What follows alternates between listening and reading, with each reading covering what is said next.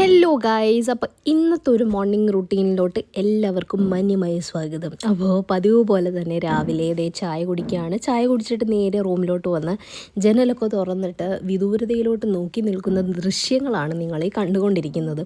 എന്താണോ എന്തോ രാവിലെ എണീറ്റിട്ട് നമുക്ക് ഒരേ സ്ഥലത്തോട്ട് ഇങ്ങനെ സ്റ്റെയർ ചെയ്ത് നിൽക്കുമ്പോഴത്തേക്ക് എന്തോ കിട്ടുന്ന പോലെയാണ് തോന്നുന്നത്. എന്തോന്നൊന്നും എനിക്കറിയത്തില്ല.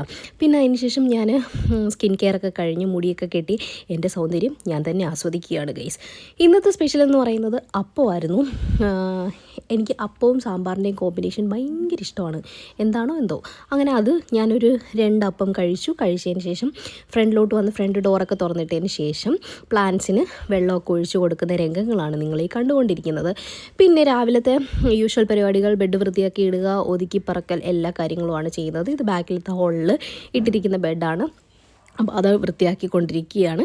അതിനുശേഷം ഡൈനിങ് ടേബിളൊക്കെ ഒന്ന് തുടച്ച് വൃത്തിയാക്കി എടുക്കുന്നുണ്ട്.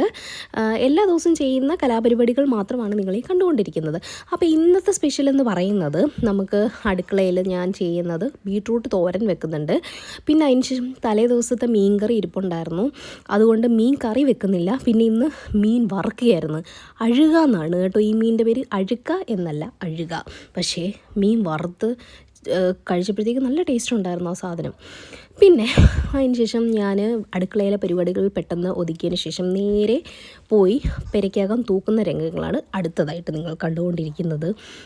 രാവിലെ എന്ന് വെച്ചാൽ ഉച്ചയ്ക്ക് മുന്നേ നമ്മൾ ആഹാരമൊക്കെ കഴിക്കുന്നതിന് മുന്നേ എല്ലാ പരിപാടികളും ഒതുക്കി കഴിഞ്ഞാൽ നമുക്ക് ഫുഡ് കഴിച്ചിട്ട് കുറച്ച് നേരം കിടന്നുറങ്ങാൻ പറ്റും. അതുകൊണ്ട് എല്ലാവരും അങ്ങനെ ചെയ്യാൻ ശ്രമിക്കണം. നമുക്ക് കുറച്ച് നേരം റെസ്റ്റ് എടുക്കാൻ പറ്റും. ഇന്ന് വേറൊരു പണിയും കൂടെ ഉണ്ടായിരുന്നു. ഗ്യാസ് സ്റ്റവ് അത്യാവശ്യം അഴുക്കൊക്കെ പിടിച്ചിരിക്കുമായിരുന്നു. അപ്പോൾ ഞാൻ വിചാരിച്ചു ഗ്യാസ് സ്റ്റവ് ഒക്കെ ഒന്ന് തേച്ച് മിനുക്കിയെടുക്കാം, ഓണമൊക്കെ വരാൻ പോലെ. അങ്ങനെ ഞാൻ അതൊക്കെ ചെയ്തു. അതൊക്കെ ചെയ്തതിന് ശേഷം ചോറ് കഴിച്ചു. നല്ല ടേസ്റ്റ് ഉണ്ടായിരുന്നു. ഞാൻ ഉണ്ടാക്കിക്കൊണ്ട് പറയുന്നില്ല, പക്ഷേ സൂപ്പറായിരുന്നു. അപ്പോൾ അത്രയേ ഉള്ളൂ.